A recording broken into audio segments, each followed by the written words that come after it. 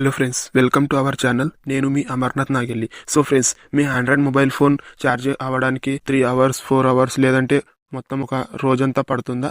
So ఈ వీడియోని end వరకు చూడండి. ఓకే, సో ఈ వీడియోలో నేను ఛార్జింగ్ ఫాస్ట్ అయ్యే సెట్టింగ్స్ అండ్ ట్రిక్స్ చెప్పాను. వీడియోని ఎక్కడ స్కిప్ చేయకండి. సో ఫస్ట్ గా మనం సెట్టింగ్స్ చేసుకుందాం. సో సెట్టింగ్స్ చేసుకోవడానికి మనకి ఇక్కడ సెట్టింగ్స్ లోకి అయితే వెళ్ళాలి. సో సెట్టింగ్స్ ఓపెన్ చేసిన తర్వాత ఇక్కడ మనకి డెవలపర్ ఆప్షన్ లోకి వెళ్ళాలి. ఒకవేళ డెవలపర్ ఆప్షన్ మీ మొబైల్ ఫోన్ లో ఇనేబుల్ అయి లేకపోతే సో మీరు ఇనేబుల్ కూడా చేసుకోవచ్చు. సో దానికోసం మనం బిల్డ్ నెంబర్ లోకి అయితే వెళ్ళాల్సి ఉంటుంది. బిల్డ్ నెంబర్ లోకి వెళ్ళేసి 7 to 8 టైం ట్యాప్ చేస్తే డెవలపర్ ఆప్షన్ అయితే ఓపెన్ అయిపోతుంది. ఓకే,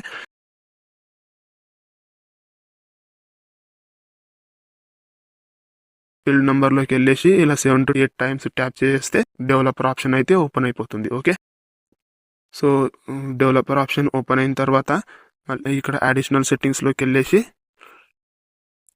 ఇక్కడ డెవలపర్ ఆప్షన్ అనేది సెర్చ్ అయితే చేసుకోవాలి. ఒకవేళ మీకు అడిషనల్ సెట్టింగ్స్ లోకి వెళ్ళిన తర్వాత దొరకకపోతే డెవలపర్ ఆప్షన్ ని సెర్చ్ కూడా చేసుకోవచ్చు. ఓకే, ఇక్కడ కొన్ని సెట్టింగ్స్ అయితే ఉన్నాయి. సో ఆ సెట్టింగ్స్ ఇక్కడ కరెక్ట్ గా చేసుకుంటే మీకు ఛార్జింగ్ స్పీడ్ అనేది డబల్ అయిపోతుంది. సో ఫ్రెండ్స్, ఇక్కడ కొంచెం స్క్రోల్ డౌన్ చేసేస్తే మనకి ఇక్కడ సెట్టింగ్స్ అయితే దొరుకుతాయి. ఓకే, ఇక్కడ వైఫై స్కాన్ టోటలింగ్ అని ఉంది కదా, డిసేబుల్ అవుతుంది.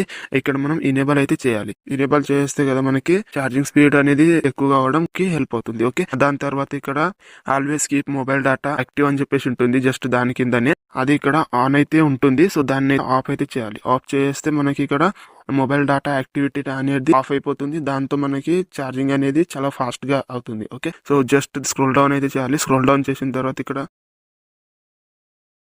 బ్యాక్గ్రౌండ్ ప్రాసెస్ లిమిట్ అని చెప్పేసి ఉంటుంది. సో బ్యాక్గ్రౌండ్ ప్రాసెస్ లిమిట్ అనేది స్టాండర్డ్ లిమిట్ పైన సెట్ అయి ఉంటుంది. సో మనం ఇక్కడ నో బ్యాక్గ్రౌండ్ ప్రాసెస్ అని చెప్పేసి సెట్ చేయాలి. దీంతో ఏమవుతుందంటే మనకి బ్యాక్గ్రౌండ్ లో ఏవైతే యాప్స్ ఉంటాయి కదా, సో అవన్నీ బ్యాక్గ్రౌండ్ లో ప్రాసెస్ అవ్వకుండా ఉంటాయి. బ్యాక్గ్రౌండ్ ప్రాసెస్ అవ్వడానికి బ్యాటరీ అయితే ఎక్కువగా డ్రైన్ అవుతూ ఉంటుంది. సో అది స్టాప్ అయిపోతూ ఉంటుంది. దాంతో మనకి ఛార్జింగ్ పెట్టినప్పుడు ఫాస్ట్ గా ఛార్జ్ అవ్వడానికి హెల్ప్ అవుతుంది ఫ్రెండ్స్. ఓకే, సో జస్ట్ దానిపైననే డోంట్ కీప్ యాక్టివిటీస్ అని చెప్పేసి ఉంటుంది కదా, సో దీన్ని కూడా మనము ఇక్కడ ఇనేబుల్ అయితే చేయాలి.